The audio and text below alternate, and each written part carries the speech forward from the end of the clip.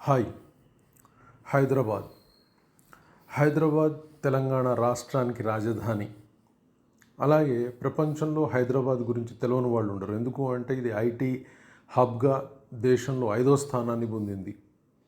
So దాదాపుగా దేశంలోనూ ప్రపంచంలోనూ సుపరిచితమైనటువంటి మహానగరం హైదరాబాద్. మరి హైదరాబాద్ని ఇప్పుడున్న రాజకీయ నాయకులు కూడా మేము నిర్మించినామని చెప్తా ఉన్నారు. అందుకోసమే అందరికీ తెలవడానికి గాను అసలుకి హైదరాబాద్ చరిత్ర తెలుపుదాం అనుకుంటున్నాం. అంటే హైదరాబాద్ని ఎవరు నిర్మించారు, ఎలా పేరు వచ్చింది, ఇవన్నీ కూడా తెలపాలని ఉత్సాహంతో ఈ వీడియో చేయడం జరుగుతుంది. సో హైదరాబాద్ని నిర్మించిన వారు మహమ్మద్ కులీ కుతుబ్ షా. 1590 సంవత్సరంలో కలరా వ్యాధి గోల్కొండను పట్టి పీడించింది. అంటే చాలా ప్రబలింది అప్పుడు ఆ టైంలో. అది చూసినటువంటి ఆందోళన పడ్డ మహమ్మద్ కులీ కుతుబ్ షా అప్పుడు చించలం అనే ఒక గ్రామానికి వచ్చి అక్కడ కొంతకాలం ఆయన నివసించిండు. ఈ చించలం అనే గ్రామం కూడా గోల్కొండకు చాలా దగ్గరగా ఉండేది. ఆ చించలాన్ని ప్రస్తుతం మనం షాలిబండ అని పిలుస్తూ ఉన్నాం. అయితే కొంతకాలం దాదాపు ఒక 1 year కాలం తర్వాత ఆయన తిరిగి వెళ్తూ తానక్కడ నివసించిన దానికి గుర్తుగా చార్మినార్ని నిర్మించాడు. ఇది ఆల్మోస్ట్ 1591-92 మధ్యకాలంలో ఈ చార్మినార్ని నిర్మించడం జరిగింది.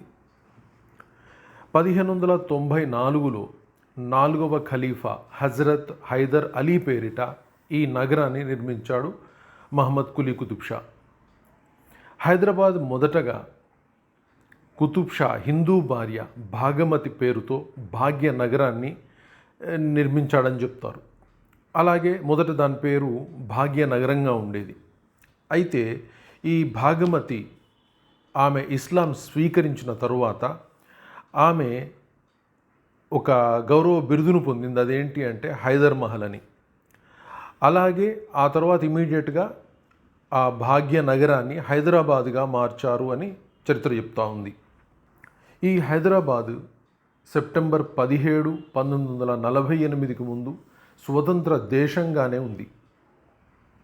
కానీ సెప్టెంబర్ 17, 1948న ఆపరేషన్ పోలో పేరు మీద నిజాం నిరంకుశ పరిపాలన నుండి ఒక పోలీస్ చర్యను చేపట్టి భారతదేశంలో విలీనం చేశారు. ఆయన అప్పటి హోమ్ మినిస్టర్ సర్దార్ వల్లభాయ్ పటేల్. భారతదేశంలో కలిసిన తర్వాత కూడా దాదాపు 8 సంవత్సరాలు, అంటే సెప్టెంబర్ 17, 1948 నుండి నవంబర్ 1, 1956 వరకు ఈ హైదరాబాద్ ప్రత్యేక రాష్ట్రంగానే ఉంది. ఆ తరువాత భాషా ప్రయుక్త రాష్ట్రాలు, అంటే ఒకే భాష మాట్లాడే ప్రజలుండే రాష్ట్రాల ఏర్పాటుతో పాటు హైదరాబాద్ ఏపీ, మహారాష్ట్ర, కర్ణాటకలలో కలిసిపోయింది. ప్రస్తుతం ఈ హైదరాబాద్ తెలంగాణ రాష్ట్రానికి రాజధానిగా ఉంది. సో ఈ భాగంలో మీకు ఓన్లీ హైదరాబాద్ నగరం ఏర్పడిన విధానాన్ని చెప్తున్నాం. ఇక్కడ పరిపాలించిన అసఫ్జాహీ నాయకులు అయి ఉండొచ్చు, మొఘల్స్ అయి ఉండొచ్చు, అలాగే నిజాంలు అయి ఉండొచ్చు. వీళ్ళ చరిత్రల గురించి ఏం చెప్పటం లేదు. వచ్చే భాగాల్లో ఇక్కడ పరిపాలించినటువంటి రాజవంశాల గురించి, నాయకుల గురించి, వాళ్ళందరి గురించి కూడా తెలుపుతాం. Thank you very much.